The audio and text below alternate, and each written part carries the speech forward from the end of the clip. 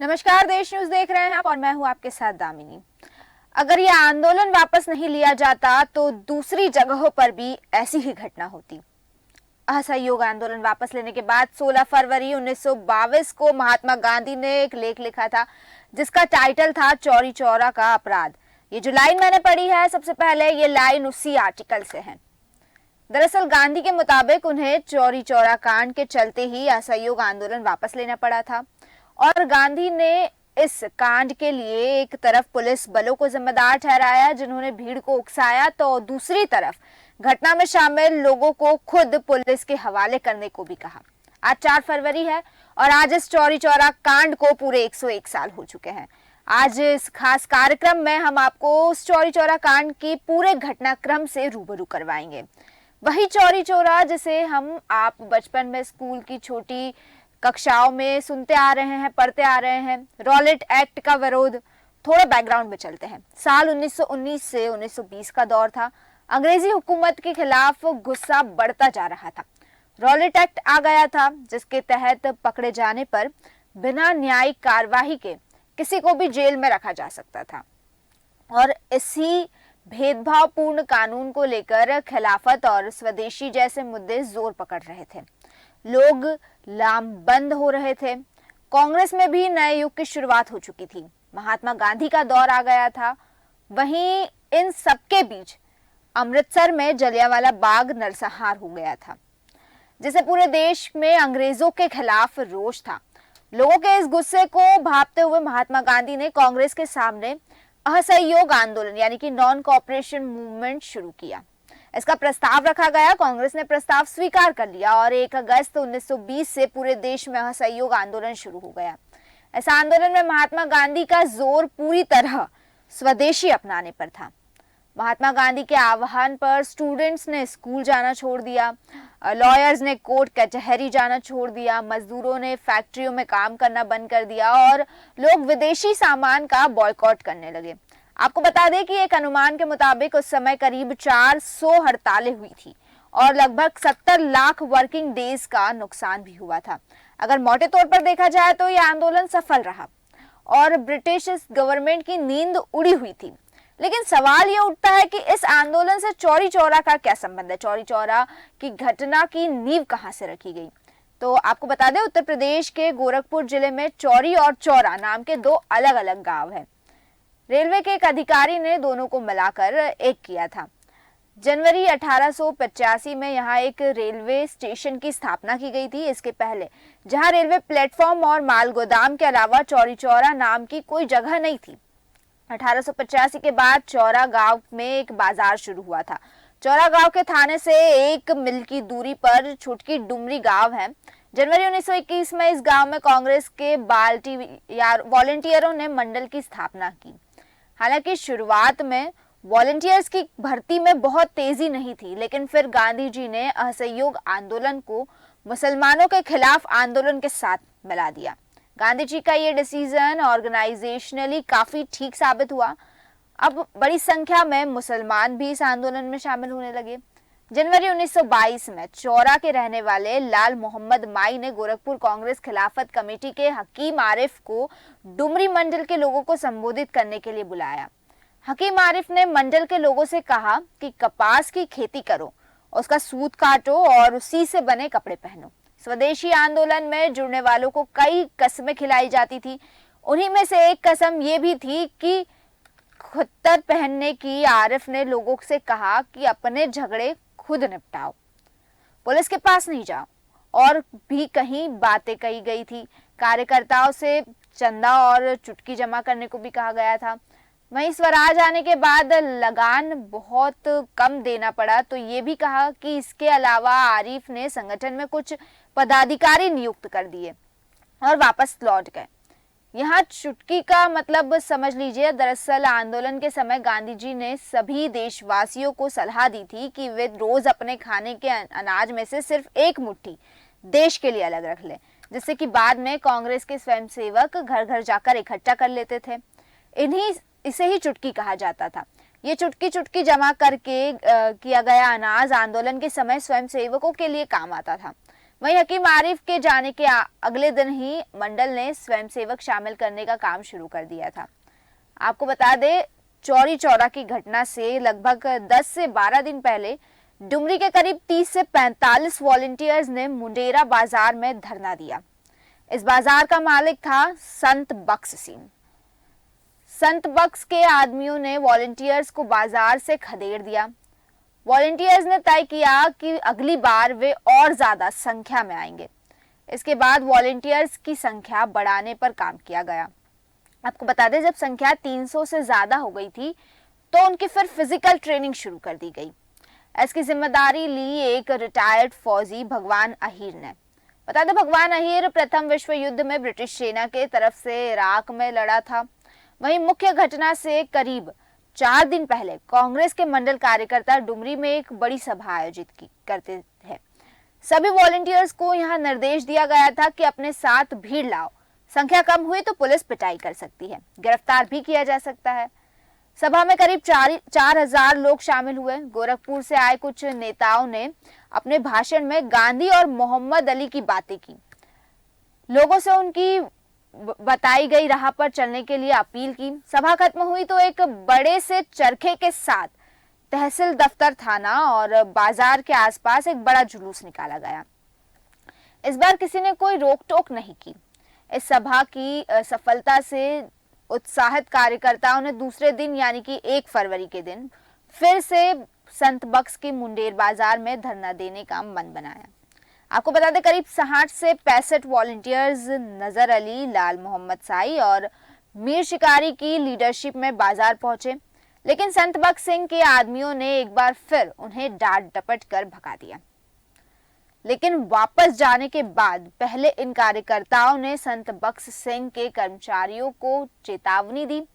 कहा कि शनिवार को फिर से वे और भी ज्यादा लोगों के साथ आएंगे। आपको बता दें, 1 तारीख को बुधवार था, 1 तारीख को वो गए थे, उन्हें डांट के भगा दिया गया था। फिर चेतावनी दी गई थी कि शनिवार को वो दोबारा लौटेंगे, फिर उनसे बात करेंगे। और चौरा चौरी 4 फरवरी 1922 यानी कि आज ही के दिन सुबह 8 बजे लगभग 800 लोग एक जगह जमा हुए। चर्चा हो रही थी कि बदला कैसे लिया जाए। इधर चौरा थाने के दरोगा गुप्तेश्वर सिंह को इस मामले की खबर थी। उनने मुखबिरों से बताया था कि इस मीटिंग में कुछ अहम फैसले हो सकते हैं। सो गुप्तेश्वर सिंह ने गोरखपुर से अतिरिक्त सिपाही बुला लिए थे, जिसके पास बंदूकें भी थी। मीटिंग में भी अपने कुछ आदमियों को भेजा। कार्यकर्ताओं को समझाने की कोशिश की गई, लेकिन कार्यकर्ताओं ने बात नहीं मानी। तय हो गया कि मुंडेरा बाजार को बंद कराया जाएगा। खतरा जो भी हो, सभी कार्यकर्ता इसके लिए तैयार थे। और कुछ ही देर बाद सभा ने एक जुलूस की शक्ल ले ली। महात्मा गांधी की जय के नारे के साथ ये सभा आगे बढ़ी। भीड़ चौरा थाने की ओर बढ़ रही थी और लोगों की संख्या आपको बता दें लगभग 2,500 से 3,000 तक हो गई थी। रास्ते में उन्हें संत बख्श सिंह के यहाँ काम करने वाला कर्मचारी आवधू तिवारी मिला, वही जिसने उन्हें पिछली बार मुंडेरा बाजार से भगाया था। आवधू तिवारी ने इस बार पुलिस की बंदूकों का डर बताया, लेकिन जुलूस के नेताओं ने उस पर कोई ध्यान नहीं दिया और आगे बढ़ गए। दरोगा गुप्तेश्वर सिंह उनसे अपनी बंदूक सिपाहियों और चौकीदारों के साथ खड़ा दिखाई दिया। नेता पहले कुछ ठिठके, लेकिन उन्हें अपने संख्या बल पर भरोसा था, तो वह आगे बढ़ते गए। इलाके के जमींदार सरदार उमराव सिंह के मैनेजर थे हरचरण सिंह ने पुलिस और नेताओं के बीच मध्यस्थता की कोशिश की। नेताओं ने आश्वासन दिया कि वे शांतिपूर्ण मुंडेरा बाजार चले जाएंगे। हरचरण ने दरोगा और सिपाहियों को उनके रास्ते से हटने के लिए कह दिया, लेकिन इसके बाद जैसे जैसे जुलूस आगे बढ़ता गया, बहुत से लोग जो भोशा और मुंडेरा की शनिवार को लगने वाली साप्ताहिक बाजारों में आए थे, वो भी जुलूस में शामिल हो गए। संख्या बहुत ज्यादा बढ़ गई। कुछ देर बाद जुलूस थाने के सामने से गुजरा। माहौल बिगड़ने की आशंका देखते हुए दरोगा ने जुलूस को अवैध मजमा घोषित कर दिया और इस पर भीड़ भड़क गई। पुलिस और भीड़ के बीच झड़प शुरू हो गई। उसी दौरान थाने के एक सिपाही ने बड़ी गलती कर दी। सिपाही ने एक आंदोलनकारी की गांधी टोपी उतार ली और उसे पैर से कुचलने लगा। उस दौर में गांधी की टोपी और महात्मा गांधी भारत की आजादी के सिंबल माने जाने लगे थे। गोरखपुर के पास के इस पिछड़े इलाके में गांधी को लेकर यहाँ तक बातें चला करती थी कि वो चमत्कारी है। उस वक्त के लोकल अखबारों में ऐसी कई घटनाएं छपती थी जिसमें गांधी के चमत्कार की बात होती थी। किसी को शारीरिक मानसिक कष्ट होता था तो कहा जाता था कि गांधी बाबा उसे करने की सजा दे रहे हैं। गांधी के नाम का जाप भी किया जाता था। यहाँ से गांधी टोपी को पैरों तले रौंदे जाते देख आंदोलनकारियों का पारा 7वें आसमान पर पहुंच गया। आंदोलनकारियों का विरोध और तेज हो गया। हालात से घबराकर पुलिस वालों ने जुलूस में शामिल लोगों पर फायरिंग शुरू कर दी। गोलीबारी में 11 आंदोलनकारियों की मौत हो गई और कई अन्य घायल हो गए। आपको बता दें, फायरिंग करते करते पुलिस वालों की गोलियां खत्म हो गई तो वो थाने की तरफ भागे। गोलीबारी से भड़की भीड़ ने पुलिस वालों को दौड़ाना शुरू कर दिया। पुलिस वाले थाने पहुंचे। कहा जाता है कि भीड़ से बचने के लिए पुलिस वालों ने खुद को लॉकअप में अंदर से बंद कर लिया था। तभी कुछ आंदोलनकारियों ने किसी दुकान से केरोसिन तेल का टिन उठा लिया और थाने पहुंचकर मूंज और घास पतवार रखकर थाने में आग लगा दी। दरोगा गुप्तेश्वर सिंह ने भागने की कोशिश की तो भीड़ ने उसे भी पकड़ लिया और आग में फेंक दिया। दरोगा के अलावा सब इंस्पेक्टर पृथ्वीपाल सिंह, बशीर खां, कपिल देव सिंह, लखाई सिंह, रघुवीर सिंह, विशेखर यादव, मोहम्मद अली, हसन खां, गदाबख्श खां, जमा खां, मांगरू चौबे, रामबली पांडे, कपिल देव, इंद्रासन सिंह, राम लखन सिंह, मर्दाना खां, जगदेव सिंह, जगई सिंह को भी आग के हवाले कर दिया गया। तमाम उन पुलिस वालों के नाम है जिन्हें उस वक्त की घटना में आग के हवाले कर दिया गया था। उस दिन अपना वेतन लेने के लिए थाने पर आए चौकीदार, आपको बता दें, बजीर, पिसाई, जथई और कतवारू राम को भी आंदोलनकारियों ने जलती आग में फेंक दिया था। कुल मिलाकर 22 पुलिस वाले जिंदा जलकर मार दिए गए थे। वहीं किसी तरह एक सिपाही मोहम्मद सिद्दीकी वहां से भागने में कामयाब हो गए। वे भागता हुआ पड़ोस के गौरी बाजार थाने पहुंचा, लेकिन वहां के दरोगा नदारद थे। उनकी गैर मौजूदगी में मोहम्मद ज़हूर नाम का एक सब ऑर्डिनेट थाने में इंचार्ज की जिम्मेदारी संभाल रहा था। ज़हूर की सिद्दीकी ने सारा घटनाक्रम बताया। उसने जनरल डायरी के केस दर्ज कर लिया और इसके बाद ज़हूर और सिद्दीकी पास के कुसमही रेलवे स्टेशन पहुंचे। वहां से गोरखपुर जिला प्रशासन को सारी घटना की सूचना दी, जिस पर आगे की कार्रवाई हुई। बता दें, चौरी चौरा कांड में पुलिस ने सैकड़ों आंदोलनकारियों पर केस दर्ज किया था। केस की सुनवाई गोरखपुर जिला कोर्ट में हुई। पुलिस रिपोर्ट के मुताबिक इस दंगे में करीब 6000 लोग शामिल थे, जिनमें से करीब 1000 लोगों से पूछताछ की गई और आखिर में 225 लोगों पर मुकदमा चलाया गया। वॉलंटियर्स के एक खास लीडर रहे मीर शिकारी को सरकारी गवाह बनाया गया और यहाँ के सेशन जज एच.ई. होल्म्स ने 9 जनवरी 1923 को अपना फैसला सुनाया। फैसले में होल्म्स ने 172 आरोपियों को फांसी की सजा सुनाई, 2 लोगों को 2 साल की कैद की सजा सुना दी और 47 आरोपियों को संदेह का लाभ देते हुए बरी कर दिया गया।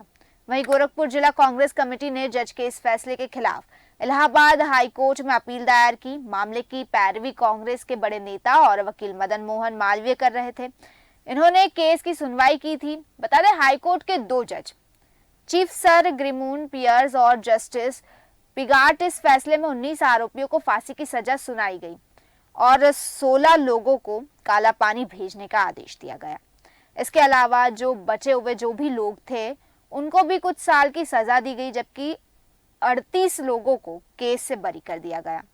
वहीं गोरखपुर जिला कोर्ट ने जहां 172 आरोपियों को गुनहगार मानते हुए फांसी की सजा सुनाई थी, वहीं हाईकोर्ट ने विक्रम दुधही, भगवान अब्दुल्ला, काली चरण लाल, मोहम्मद लोटी, महादेव, मेघू अली, नजर अली, रघुवर, रामलगन, रामरूप, रुदाली, सहदेव, मोहन, संपत, श्याम सुंदर और सीताराम के लिए फांसी की सजा पर मुहर लगाई। तो इस तरह से चौरी चौरा की घटना हुई। चौरी चौरा घटना की सूचना मिलते ही आपको बता दें, महात्मा गांधी ने असहयोग आंदोलन को स्थगित करने की घोषणा कर दी और ये घोषणा अधिकांश आंदोलनकारियों को स्तब्ध कर देने वाली थी। सब सोच रहे थे कि आंदोलन पूरे जोशो खरोशों से चल रहा था, तब इसे रोकने की क्या जरूरत थी। कुछ का कहना था कि अगर आंदोलन रोकना ही था तो सिर्फ गोरखपुर के इलाके में रोक दिया जाता, पूरे देश में क्यों। लेकिन आपको बता दें, महात्मा गांधी पूर्ण अहिंसा में विश्वास करते थे। उसके लिए यह घटना बेहद दुखदाई थी। वही वजह यह थी कि आंदोलन पूरी तरह रोक दिया गया। इस घटना का परिणाम यह हुआ कि लोगों की मौत के बाद ब्रिटिश सरकार ने बौखलाहट में आकर चौरी चौरा के आसपास और चौरी चौरा में मार्शल लॉ लागू कर दिया। इसके साथ ही घटना से दुखी होकर महात्मा गांधी 5 दिन के उपवास पर चले गए और उन्होंने असहयोग आंदोलन को निरस्त कर दिया। एक और खास चीज बता दूं आपको, उस समय जवाहरलाल नेहरू जेल में बंद थे और उनका मानना था कि गांधी जी ने ये फैसला बेहद ही जल्दबाजी में लिया। तो ये थी चौरी चौरा आंदोलन की वो पूरी घटना जिसे हम बचपन से लेकर आज तक सुनते आ रहे हैं, किताबों में पढ़ते आ रहे हैं। फिलहाल के लिए बस इतना ही, फिर लौटेंगे ऐसे ही किसी मुद्दे के साथ। तब तक देखते रहिए देश न्यूज। नमस्कार।